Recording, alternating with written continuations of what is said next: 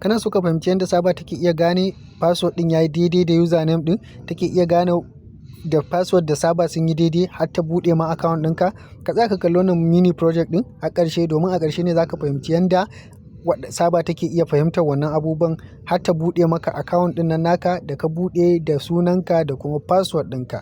Mu fara. So kamar yadda kake gani wannan project ɗin, da farko sai muka fara creating ɗin variable. So variable ginshiki ne na programming language, so yana da matukar amfani. Idan baka kalli lecture mu ta variable ba, ka je ka duba lecture mu a Python course din mu da muke gabatarwa, za ga full lecture mu ta variable. So ka tsaya ka fahimci variable. So variable shine kusan ginshikin programming. So kamar yadda kake gani da fari muka yi creating din variable din mu. So variable din mu sai muka samu user very good. So muka ce equal to input. So kana ganin input ka san cewa za mu karbi bayanan user kenan, very good. So kamar yadda kake gani sai muka ce username, very good. So muna sa username din nan sai muka zo muka ƙara creating din wani variable din. So kamar yadda kake gani variable din mu na biyu kuma sai muka sa mai password, very good. Sai muka ce equal to input, shi ma za mu karɓi bayanan user kenan, shi ma sai muka ce password, very good. So kamar yadda kake gani sai muka zo muka yi amfani da if statement, very good. So sai muka ce if user, kamar yadda kake gani. So anan gurin menene user? User shine wannan user din na farko wanda za mu karɓi username, very good. Sai muka ce double equal to admin, idan user yayi daidai da admin, very good. So yayi dai double equal to ne yana nufin idan wancan username din yayi daidai da admin. So let's say wannan admin din shine username ɗinka and password, and then password double equal to 1 2 3 zuwa 4. So let's say password ɗinka shine 1 2 3 4, and then admin username ɗinka shine admin, very good. So shine aka yi amfani da if statement. If user double equal to admin and password double equal to 1 2 3 4. A nan gurin abin da za ka fahimta, sai dole user din ya kasance admin, and da kuma password dole username ya zama admin, and then password dole ya zama 1 2 3 4, very good. So let's say wannan saba ta yi automatic lokacin da ka zo buɗe account ɗinka, ka sa admin a matsayin username ɗinka, and then ka sa password ɗinka. So saba za ta ɗauki wannan ta adana duk lokacin da ka zo za ka yi login ɗin account ɗinka, dole za ka sa admin, and then za ka sa password. Za ta je ta yi checking ɗin wani admin ne wanne username ne mai suna admin, and then yake da password 1 2 3.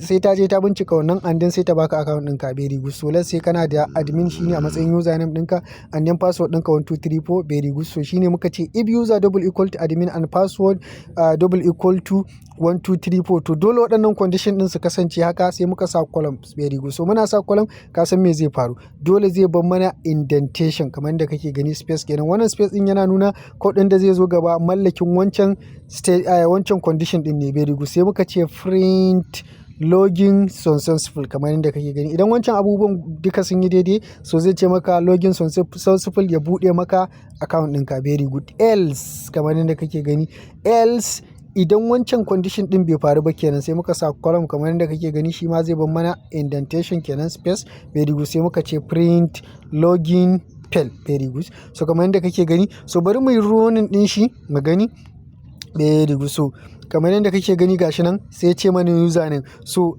let's say tunda mun san username din mu, bari mu ce admin, very good. So kamar yadda kake gani admin, very good. So mun ce username, mun ce admin. So let's say bari mu sa wannan din mu, bari mu sa password din mu 1 2 3 4, very good. So kamar yadda kake gani sai ya ce mana me, sai ya ce mana login successful, very good. So bari mu koma baya mu run din shi, very good. So bari mu ce misali, let's say kawai mu sa wani abu, let's say admin na sa lawan, kamar yadda kake gani sai ya ce mana password. So let's say kawai bari in sa random, so in sa wani abu haka daban, very good. So kamar yadda kake gani mun sa admin ba daidai ba, so password ma ba daidai ba, sai ya ce mana login fail, very good. So let's say bari in ƙara run din shi, misali a ce in sa admin login daidai, misali username daidai, so password din sai in zo in sa wani abu daban haka, so shi ma zai ce mana login fail, very good. Saboda password ba daidai ba ne. So let's say misali again mu ce misali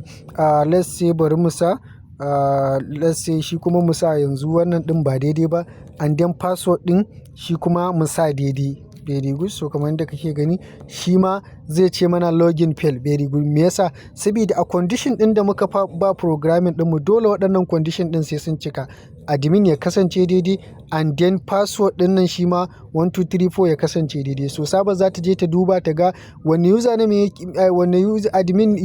ne yake da username mai suna admin and then password din shi 1234 zai yi checking. So idan ya duba ya ga ba abin da ya yi iri ɗaya da wannan, so zai ce maka login fail. So wannan kenan. So wannan dan ka fahimci yadda Saba take aje bayanan mutane and then idan duk lokacin da ka zo ka sa bayananka account ɗinka zai duba. Wannan kenan. And then daga ƙarshe kar ka manta da yi mana like, subscribe da share domin ƙarfafa mana gwiwa ci gaba da kawo maka wannan lecture. Sannan kuma ka je Telegram channel ɗinmu ka yi following ɗinmu domin samun source code ɗin da muke yin waɗannan mini project ɗin da kuma full lecture mu. Sai mun haɗe a Arewa Expert.